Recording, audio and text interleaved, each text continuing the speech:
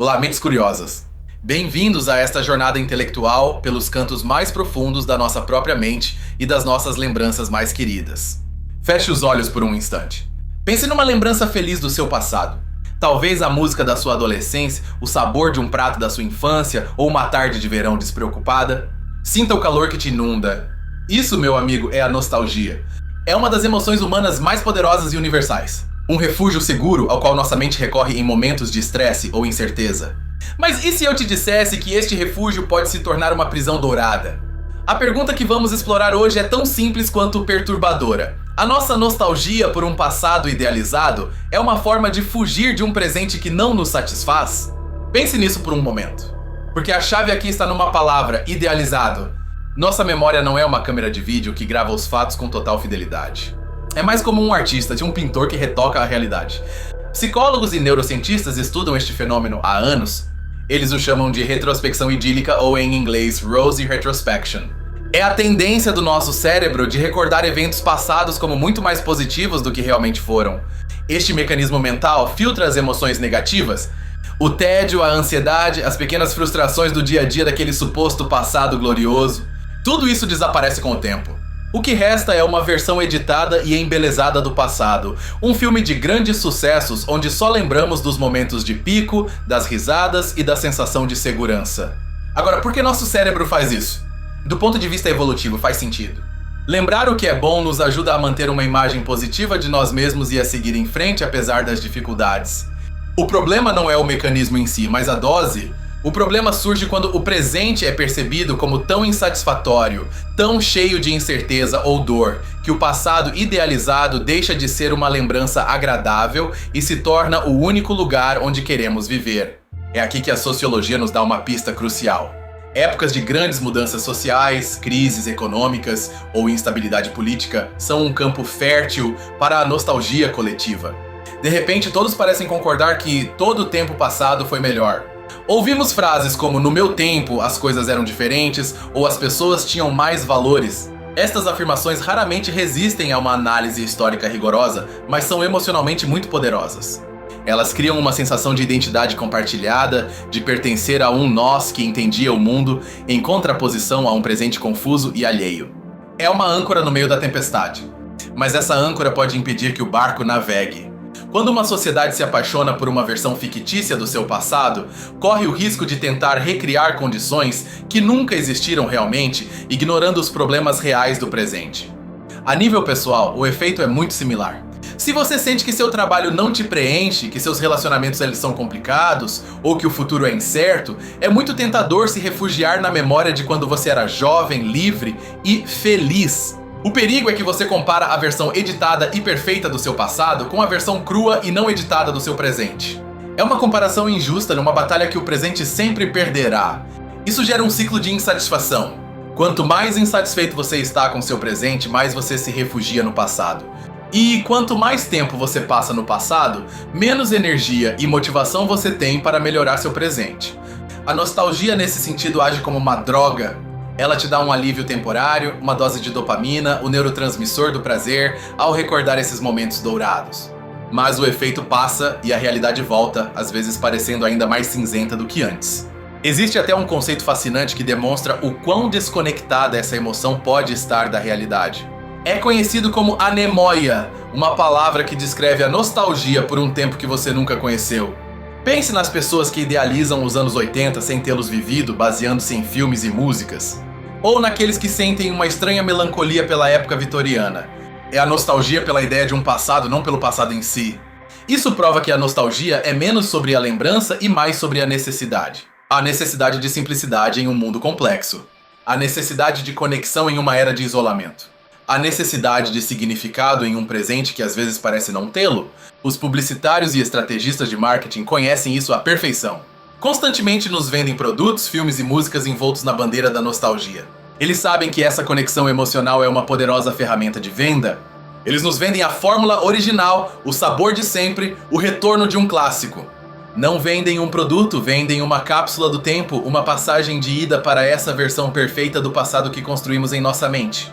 E nós compramos, porque por um breve instante esse sabor, essa canção nos transporta, nos permite escapar. Mas, e aqui está a reviravolta, escapar não é o mesmo que avançar. Viver ancorado na nostalgia é como tentar dirigir um carro olhando constantemente pelo retrovisor. É uma forma segura de não ver os obstáculos à sua frente e eventualmente de bater. O filósofo Søren Kierkegaard, uma figura-chave do existencialismo, nos deu uma perspectiva interessante sobre isso. Ele argumentava que a vida só pode ser compreendida olhando para trás, mas só pode ser vivida olhando para frente. Compreender nosso passado é fundamental. Ele nos dá contexto, identidade e lições valiosas. Sem o passado, não saberíamos quem somos. Negá-lo seria um erro tão grande quanto viver preso a ele. O problema é o desequilíbrio. Quando a contemplação do passado substitui a ação no presente, quando o lembro como era se torna mais importante do que o imagino como poderia ser. Essa fuga para o passado idealizado nos rouba a capacidade de enfrentar a realidade. Nos torna passivos. Em vez de solucionar os problemas do nosso presente, nos queixamos de que o presente não é como o passado. Nos impede de apreciar os pequenos momentos de felicidade que existem no nosso dia a dia, porque estamos ocupados demais comparando-os com uma versão magnificada da felicidade passada.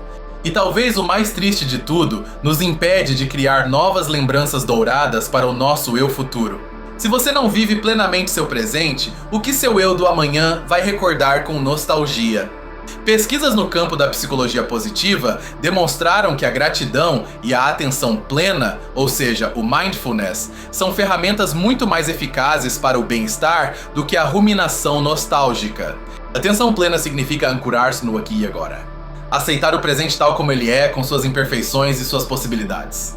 Não é resignação, é o ponto de partida para qualquer mudança real. Então isso significa que toda nostalgia é ruim? Não, de jeito nenhum. Como dissemos, é um mecanismo humano natural e pode ter seus benefícios. A chave está em como a usamos. Um estudo publicado na revista científica Journal of Personality and Social Psychology descobriu que a nostalgia pode aumentar o otimismo. Lembrar que você superou desafios no passado pode te dar a confiança para enfrentar os atuais. Nesse caso, a nostalgia não é uma cama para descansar, mas um trampolim para saltar. Você usa o passado como combustível para o futuro, não como um sofá para evadir o presente. Ela pode fortalecer os laços sociais. Compartilhar lembranças nostálgicas com amigos ou familiares nos lembra de nossas raízes e dos valores que compartilhamos. Nos faz sentir conectados e menos sozinhos. A nostalgia se torna tóxica só quando é um monólogo interno de comparação e queixa, em vez de um diálogo compartilhado de conexão e aprendizado. A diferença é sutil, mas fundamental. A pergunta que devemos nos fazer não é o passado era melhor, mas o que posso aprender do meu passado com suas luzes e suas sombras para construir um presente mais significativo? Devemos ser curadores honestos do nosso próprio museu de lembranças, reconhecer que junto às vitórias houve derrotas, junto às risadas houve lágrimas, e que tudo isso nos tornou quem somos hoje. Aceitar a complexidade do passado nos liberta da tirania da sua suposta perfeição. Nos permite perdoar nossos erros e entender que a vida nunca foi, nem será um filme idealizado. Então, da próxima vez que você sentir essa pontada de nostalgia, não a reprima. Acolha-a. Pergunte o que ela vem te contar. É um lembrete da sua força? Uma lição não aprendida? Ou é o canto da sereia da evasão? Se você descobrir que é uma fuga, seja gentil consigo mesmo. Reconheça a insatisfação que você sente em seu presente. Não a esconda debaixo do tapete do passado. Olhe-a de frente. Nomeá-la é o primeiro passo para poder mudá-la. Talvez você precise de uma mudança de trabalho, ou ter uma conversa difícil com um ente querido, ou simplesmente encontrar um novo hobby que te apaixone e te ancore no agora. A ação, por menor que seja, é o antídoto contra a paralisia nostálgica. No fim das contas, o passado é um lugar de referência, não um lugar de residência. É a esteira que o barco deixa, não o oceano pelo qual navega. E nós, meus amigos, estamos destinados a navegar. Nosso cérebro, com sua tendência à retrospecção idílica, está nos pregando uma peça. Nos apresenta uma isca irresistível, um passado sem defeitos que nos faz sentir seguros. Mas essa segurança é uma ilusão que nos impede de crescer e nos adaptar. A vida é mudança constante. Aferrar-se a uma versão estática e perfeita do passado é resistir à própria natureza da existência. É tentar deter um rio com as mãos. É uma luta exaustiva e, em última instância, inútil. Devemos aprender a dançar com a incerteza do presente. Encontrar a beleza não na segurança do ontem, mas na possibilidade do amanhã e na realidade do hoje. Aí reside a verdadeira aventura de viver. A antropologia nos ensina que todas as culturas têm mitos de uma idade de ouro, um passado lendário onde tudo era perfeito. Isso demonstra que a nostalgia coletiva é uma constante humana, uma forma de dar sentido a um presente muitas vezes caótico. O perigo é quando o mito se confunde com a história, quando a política utiliza essa nostalgia para manipular, prometendo um retorno a uma grandeza que se baseia numa ficção. Isso pode levar à intolerância e à rejeição da complexidade do mundo atual. É crucial desenvolver um pensamento crítico em relação às nossas próprias emoções nostálgicas. Nos perguntar, o que é que eu realmente sinto falta? Uma época específica ou a sensação de juventude, de potencial, de simplicidade que associo a ela? Muito frequentemente, o que almejamos não é voltar ao passado, mas trazer as melhores qualidades desse passado para o nosso presente. A coragem, a curiosidade, a capacidade de nos maravilhar. Essas qualidades não são exclusivas de nenhuma época, estão dentro de nós. Assim, a nostalgia pode ser uma bússola. Se você recorda com carinho os longos passeios pela natureza da sua infância, talvez seu presente precise de mais conexão com o ar livre. A lembrança não é o destino, é um sinal que te indica uma necessidade atual. O problema é que muitas vezes ficamos só com a sensação, com a melancolia, sem dar o próximo passo. Nos embriagamos da lembrança em vez de usá-la como mapa para encontrar água no deserto do nosso presente. A filosofia estoica, por exemplo, nos ensina a nos concentrar exclusivamente no que podemos controlar. O passado está fora do nosso controle. O futuro é incerto. A única coisa que realmente possuímos é este preciso instante, o agora. Viver na nostalgia é, dessa perspectiva, uma forma de abandonar nosso único poder real. É ceder o controle do nosso bem-estar a uma versão fantasmagórica e inalterável do tempo que já se foi. Romper com a prisão da nostalgia requer um ato de coragem. A coragem de aceitar a imperfeição. A imperfeição do nosso passado real, a do nosso presente e, sobretudo, a nossa. Requer a coragem de criar nossa própria felicidade aqui e agora, em vez de importá-la de uma lembrança. É um trabalho mais duro, sem dúvida, mas infinitamente mais gratificante e real. Este fenômeno é particularmente agudo na era digital. As redes sociais são máquinas de nostalgia. Nos mostram constantemente nossas lembranças de 1 ano, 5, 10 anos atrás. Elas criam um arquivo curado dos nossos momentos mais felizes. Isso pode intensificar a comparação injusta. Vemos nosso presente com sua rotina e seus problemas e o comparamos com aquele carrossel infinito de férias, festas e sorrisos que nosso próprio arquivo digital nos apresenta. É uma forma de auto-engano. Filtramos nossas vidas em tempo real para que pareçam boas e então, anos mais tarde, consumimos essa versão filtrada como se fosse a verdade absoluta, nos sentindo mal porque nosso presente não está à altura dessa fantasia. A solução não é abandonar a tecnologia, mas usá-la com consciência. Entender que o que vemos é um recorte, não a história completa. Aprender a olhar nossas próprias fotos antigas com uma mistura de carinho e ceticismo saudável. No fundo, a fuga para o passado é uma manifestação do medo. Medo do fracasso, medo do desconhecido, medo da responsabilidade de ter que construir nossa própria vida em vez de simplesmente recordá-la. Enfrentar esse medo é o verdadeiro caminho para a liberdade. E a liberdade não se encontra nas prisões douradas do ontem, mas no campo aberto e cheio de possibilidades do agora. Pensemos em como a nostalgia afeta a criatividade. Muitas vezes se diz que não se faz mais música como antigamente ou os filmes de hoje não são como os de antes. Esta é a nostalgia atuando como um crítico de arte. Ao idealizar a arte do passado, fechamos nossa mente às novas formas de expressão. Perdemos a inovação e a genialidade que estão surgindo ao nosso redor simplesmente porque não se ajustam aos padrões das nossas lembranças. Cada geração tem seus próprios clássicos, a sua própria voz. Para apreciar a música do amanhã, devemos estar dispostos a ouvi-la com ouvidos frescos, não com o filtro da nostalgia pela música do nosso ontem. O verdadeiro legado do passado não é um conjunto de obras perfeitas e insuperáveis. É a inspiração para que as novas gerações tomem essa tocha e a levem mais longe, criando algo novo e relevante para o seu próprio tempo. O cérebro ama os padrões e a familiaridade. A nostalgia é a máxima expressão dessa preferência. É um caminho neural bem percorrido, confortável e previsível. Criar novos caminhos requer esforço. Esse esforço é o de estar presente, o de experimentar coisas novas, o de arriscar que não gostemos. É o esforço de viver ativamente em vez de recordar passivamente. Estudos sobre neuroplasticidade, a capacidade do cérebro de mudar e se adaptar, demonstram que as novas experiências são vitais para manter nossa mente saudável e ágil. A nostalgia excessiva é, de certa forma, o oposto da neuroplasticidade. É deixar o cérebro enferrujar em suas velhas rotinas em vez de desafiá-lo a formar novas conexões. É escolher o conforto do conhecido acima do crescimento que o desconhecido oferece. A palavra nostalgia foi cunhada no século XVII por um médico suíço. Vem do grego nostos, que significa retorno ao lar, e algos, que significa dor. Originalmente era considerada uma doença, uma dor aguda por estar longe de casa. Talvez essa definição original continue sendo a mais honesta. É uma dor, a dor de que o tempo não para. A dor de que a inocência se perde. A dor de que o lar ao qual queremos voltar já não existe, porque não era um lugar, mas um tempo.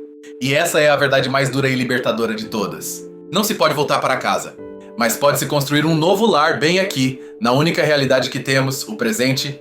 Então a nostalgia não é inerentemente uma fuga, mas é um esconderijo muito conveniente. Um lugar quente e mobiliado com nossas melhores mentiras piedosas, esperando por nós toda vez que o presente se torna muito frio, barulhento ou exigente. A escolha é nossa. Podemos visitar esse lugar de vez em quando para recordar de onde viemos e tomar um pouco de força. Ou podemos nos mudar para lá permanentemente, nos tornando fantasmas que habitam em nosso próprio passado. Viver uma vida plena requer que sejamos arquitetos do nosso futuro, não apenas arqueólogos do nosso passado. Requer que encontremos a magia no que é e no que será, não apenas no que foi. Quando o presente te oprimir, em vez de buscar refúgio numa lembrança, tente buscá-lo numa ação, uma caminhada, uma conversa. Aprender algo novo. Crie um novo dado positivo para seu presente.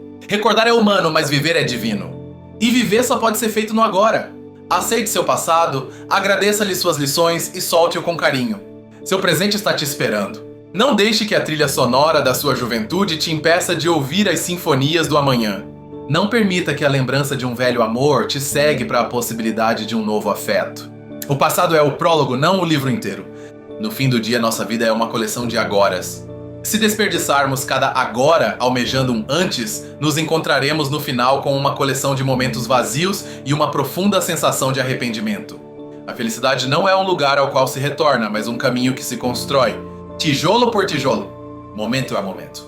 Com as ferramentas que temos hoje, não com as que lembramos ter tido ontem, o verdadeiro paraíso não é o que perdemos, como muitos acreditam, mas o que ainda não construímos.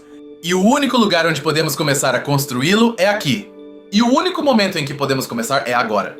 Então, em conclusão, sim, a nostalgia por um passado idealizado pode ser uma poderosa forma de fugir de um presente insatisfatório.